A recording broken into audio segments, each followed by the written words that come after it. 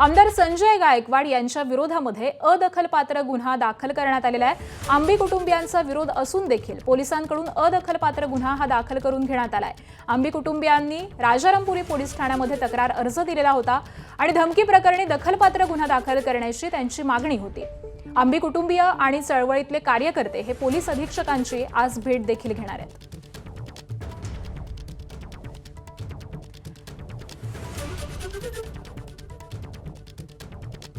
तर आमदार संजय गायकवाड यांच्या विरोधामध्ये आता अदखलपात्र गुन्हा हा दाखल करण्यात आलेला आहे। खरं तर काल देखील दीड तास जवळपास शरद पवारांच्या राष्ट्रवादीचे आमदार रोहित पवार यांनी देखील पोलीस स्टेशन हे गाठलेलं होतं आणि त्यानंतर आता अदखलपात्र गुन्ह्याची नोंद ही करण्यात आली आहे। आणि याच सगळ्या संदर्भामध्ये आपण अपडेट जाणून घेऊयात। आमचे प्रतिनिधी विजय केसरकर सध्या आपल्या सोबत आहेत। विजय, खरं तर संजय गायकवाड यांच्यावरती दखलपात्र गुन्हा दाखल करा अशी मागणी ही आंबी कुटुंबियांची होती। काल रोहित पवार देखील पोलीस स्टेशनमध्ये गेलेले होते, मात्र आता अदखलपात्र गुन्हा हा दाखल करण्यात आलेला आहे। या सगळ्या संदर्भामध्ये काय अपडेट्स मिळतात? आता आंबी कुटुंबीय पुढे काय भूमिका घेणार आहेत? आकांक्षा, आपण सगळ्यांनीच काल जो संध्याकाळी राजारामपुरी पोलीस ठाण्यामध्ये सगळा जो गोंधळ झाला तो महाराष्ट्रानं पाहिला। त्याच्यानंतर पोलिसांनी आश्वासन दिले की आम्ही गुन्हा दाखल करू।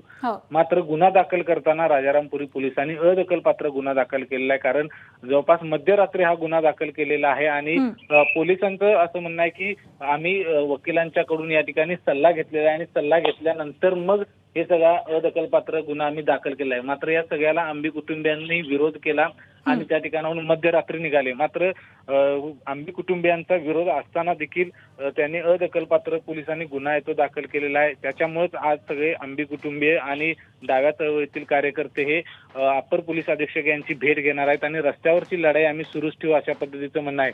कुठल्याही अर्जावरती कुठल्याही गुन्हा जो अदखलपात्र दाखल केला आहे त्याच्यावरती आम्ही सही केलेली नाही। मात्र पोलिसांचं असं म्हणणं आहे की